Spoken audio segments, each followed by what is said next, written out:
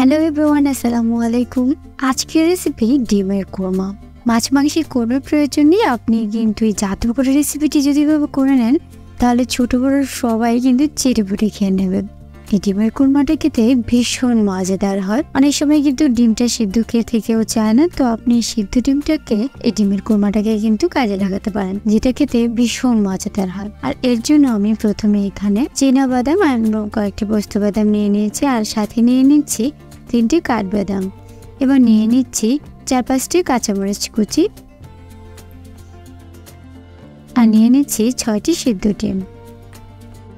নিয়ে নিয়েছি 1 কাপ পেঁয়াজের পেস্ট। আর এখানে আমি অন্য একটি প্লেটে ডিমগুলোকে খোসা ছাড়িয়ে নিয়ে নিয়েছি। এবার আমি চাকু দিয়ে ডিমের উপর ছোট ছোট করে লম্বা দাগ টেনে নিয়েছি, এতে করে ভিতরে মশলাগুলো যাবে আর কিন্তু সুন্দর একটা ডিজাইনও তৈরি হবে। ডিম খাওয়া কিন্তু আমাদের শরীরের জন্য অনেক বেশি উপকার, কিন্তু সবসময় সিদ্ধ করে ডিম কিন্তু ভালো লাগে, তাই আপনি কিন্তু এই পদ্ধতিটি ফলো করতে পারেন। তো এবার ডিমের কোরমাটাকে রান্না করার জন্য আমি চুলায় একটি প্যান বসিয়ে দিয়েছি, আর তাতে পর্যাপ্ত পরিমাণে কিছুটা তেল দিয়ে দিচ্ছি। তারপর তেলটাকে গরম করে নিচ্ছি, আর ডিমগুলোকে এবার একে একে এর মধ্যে দিয়ে দিচ্ছি। যার যেহেতু ডিমের কোরমাটা সাদা হয়, তার জন্য এখানে কিন্তু হলুদের কোনো প্রয়োজন হবে না।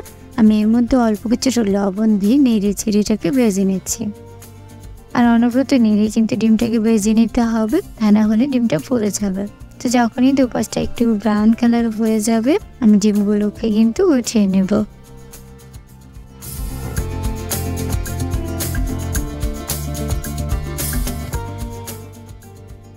আমি ডিমগুলো ওঠানোর পর সেই তেলে আমি রান্নাটা করে নেব।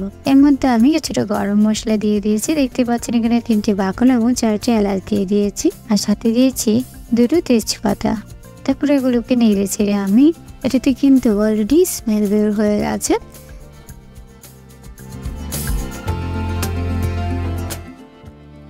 তারপর এর মধ্যে আমি পেঁয়াজের পেস্টটাকে দিয়ে দিয়েছি এবং নেড়ে ছেড়ে পেঁয়াজটাকে ভেজে নিচ্ছি। এর সাথে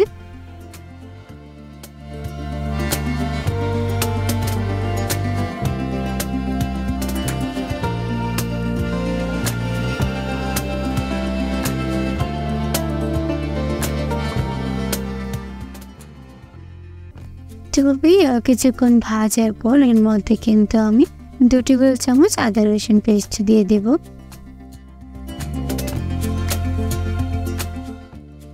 তারপর আবারও চামচ দিয়ে এবার আমি এই সবগুলোকে নেড়ে ছেড়ে ভেজে নিচ্ছি।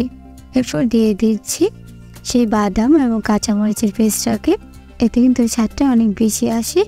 আর সাথে দিয়ে দিচ্ছি স্বাদ মতো লবণ। তারপরে সবগুলোকে কিন্তু আমি আবারও কিছুক্ষণ ভেজে নেব। আর কিছুক্ষণ ভাজার পর উপরে যখনই তেলটা চলে আসবে, তারপর এর মধ্যে আমি 2 কাপ দুধ অ্যাড করে দেব। ডিমের কোরমার মূল উপকরণটাই হচ্ছে কিন্তু দুধ, অবশ্যই দুধটা কিন্তু এখানে ব্যবহার করতে হবে। তো দুধটা দিয়ে আমি কিন্তু খুব ভালোভাবে এবার জাল করে নেব।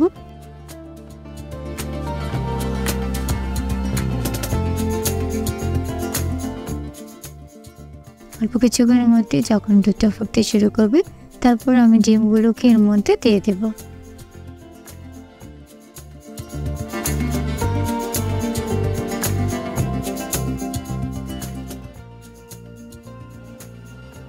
তো ডিমটা দিয়ে আমি নেড়ে ছেড়ে এগুলোকে হাই হিটে কিছুক্ষণ ঢাকনা দিয়ে ঢেকে জাল করে নিচ্ছি। 5-10 মিনিটের মধ্যে কিন্তু দুধটা অনেকটাই শুকিয়ে যাবে এবং ভুনা আকারে হয়ে যাবে। তখন আমি ঢাকনা খুলে এর মধ্যে 2টো কাঁচামরিচ দিয়ে দেব, এতে ফ্লেভারটা একটু ভালো আসবে। তো দেখতে পাচ্ছ দুধটা কিন্তু অলরেডি শুকিয়ে গেছে, আর এটা একদমই ভুনা আকারে হয়ে গেছে। এখন কিন্তু এই ডিমের কোরমাটা একদমই তৈরি খাওয়ার জন্য। এবার আমি তুলে কিন্তু সার্ভ করে নেব।